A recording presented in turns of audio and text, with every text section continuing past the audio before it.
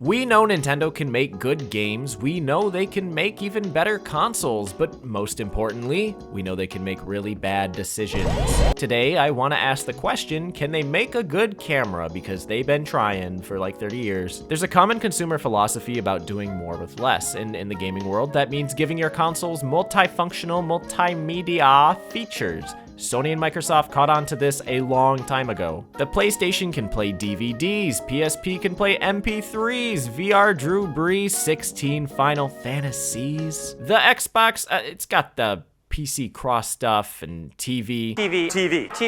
But when it comes to Nintendo, I mean, they're not exactly who you think of when it comes to this type of thing. They've always put their hardware first as game consoles, even if nothing more than that, even if it cost them a console war or two.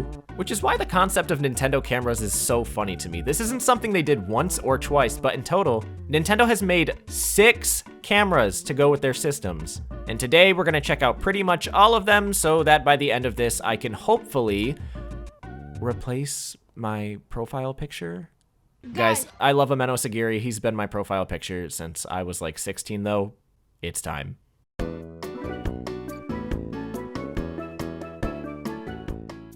One thing I love about Nintendo is their ability to ruthlessly traumatize kids, but in the places where you least expect it. The first camera they ever came out with was the Gameboy Camera, released in 1995. My sister got this growing up. It's the only reason I have it right now, and in case you have never used it,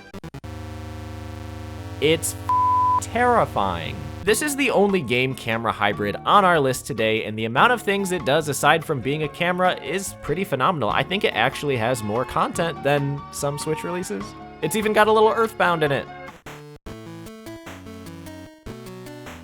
There's a bunch of fancy techniques you can employ. There's manipulation modes and filters, which are gonna show up a lot in Nintendo's photo-affiliated future. I'm not a camera buff, so I can't really get into the technical characteristics of it, but I'll say it swivels. The picture quality, though, I mean, for $19.95 and for $50, hell yeah, man, this was cool. There was, and kind of still is, the dilemma of how do I get this picture off the Game Boy and into a Frame Boy? It's one of the earlier digital cameras, not the first, but probably the cheapest around then, and that's sick, but with no way to develop these photos, a lot of the appeal it had as a product is lost, or at least that's what I would have thought if I existed in 1995. I mean, the only way I'm showing it to you right now is through a Super Game Boy, which is funny.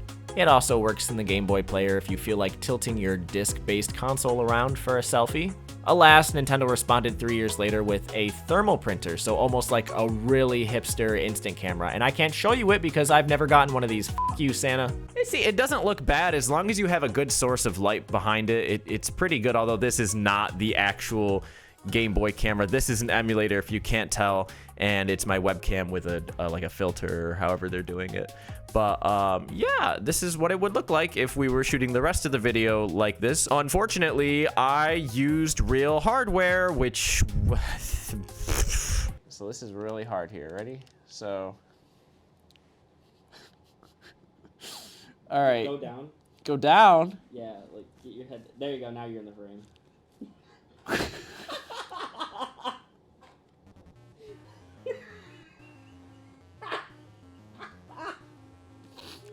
Okay, something came up that says no blank frames. Oh God!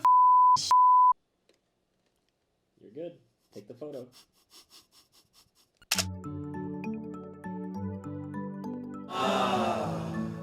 Now, the Game Boy Camera would be Nintendo's only photo stunt for over a decade, and even as far as the reign of the Game Boy advanced, they continued to market and sell it before eventually leaving it behind in 2002. A few years later, in 2007, in the court of the mighty Nintendo DS, there would be a Japanese-only add-on called Facening Scan for a game called Face Training, and it's supported by another game, I think. I don't know. I didn't buy it because I have no way to live feed it to you, much like I won't with the next camera, which is the Nintendo DSi Camera. Trade offer. I get DSi Camera. You get GBA slot. As an adult, that sounds like a awful deal, but as a kid in 2009 who had a cell phone with no camera, I said, ooh! The DSi is a stupid console, and I think even I knew that as a stupid child. You were giving up Game Boy Advance support for a web browser, which the original DS could already do, and the ability to download games off the DSi shop, which sounds nice until you realize the games are a $2 Animal Crossing calculator, man. Which leaves us with what I believe was the most attractive reason to buy this console, the DSi Camera. See, at the same time they were launching this, I loved messing around in the Wii Photo channel, and to think I could do that on the go and take my own photos for it? But there was also some really cool applications like WarioWare Snapped and Photo Dojo, which was a hilarious creative outlet for me as a kid, if only my shoulder buttons worked. It had a few full games that are a little rare now, which you might remember looking like this, some of which made use of the camera. Also, 2 of them. I think the most amazing part about the DSi is that, like, it literally beats most mobile phones.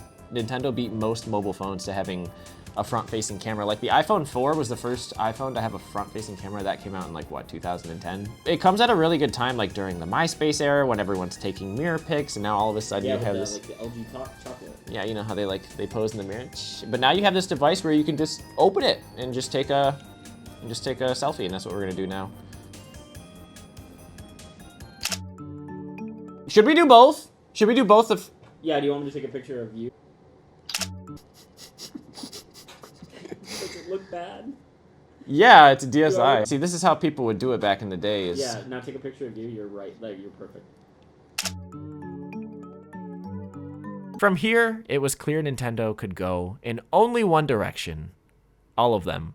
3DS camera, first 3D camera which added video. And what if I just did the rest of this segment from the 3DS camera? Welcome back to the Boyan channel. Today we are doing a food review of the new Dunkin' Donuts cookie. You can't even see the logo. The cookie butter cookie from Dunkin' Donuts. This is not a paid advertisement. So we're going to go ahead and get it out of the package.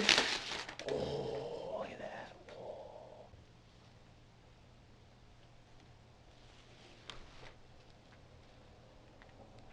All right, guys, it's pretty good. It tastes like a cookie butter donut. So remember to subscribe, hit the bell. So the 3DS camera is just cool for being able to take videos, but also 3D photos. Because of that, there was a lot of AR stuff going on here, like face raiders and all the cards that could magically spring into your living room. But if you don't think that's worth $250, you can also now take a photo of yourself and have it turned directly into a me.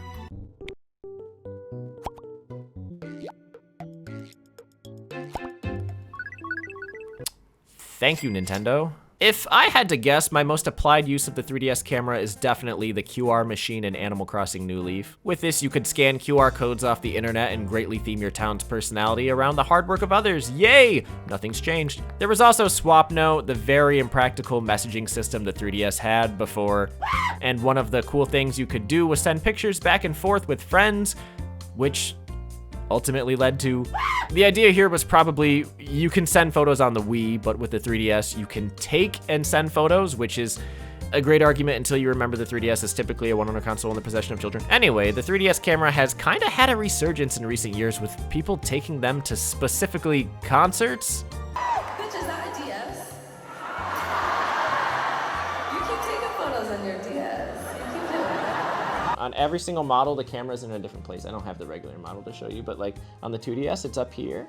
And yeah, and that's basically the only spots it could be. Then when it comes to the regular XL, it's here and here. Woo, woo. Then on the 2DS XL, you have the camera. Yeah, like the spine is like raised and then it's in there, but then also the camera, or the cameras are not on the top part of the DS, they're on the back part, and that's weird too.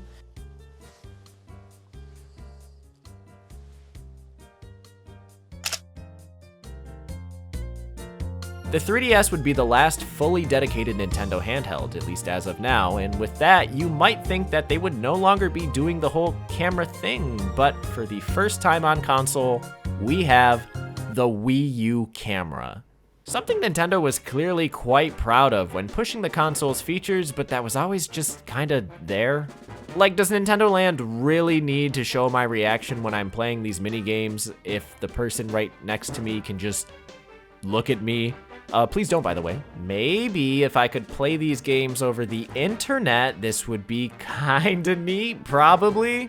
But during the Wii U era, Nintendo was infamously couch co-op is the way, online is dumb, which is really confusing because they also got rid of friend codes and had a Skype-like service and Miiverse. So back in the day, they used to have this thing called Wii U Chat, which was like Skype for Nintendo.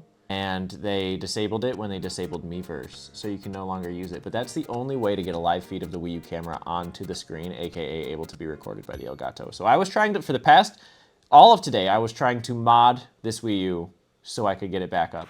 Then I found out that not only is that a lot of work, you have to pay to be a part of Pretendo's early bird servers.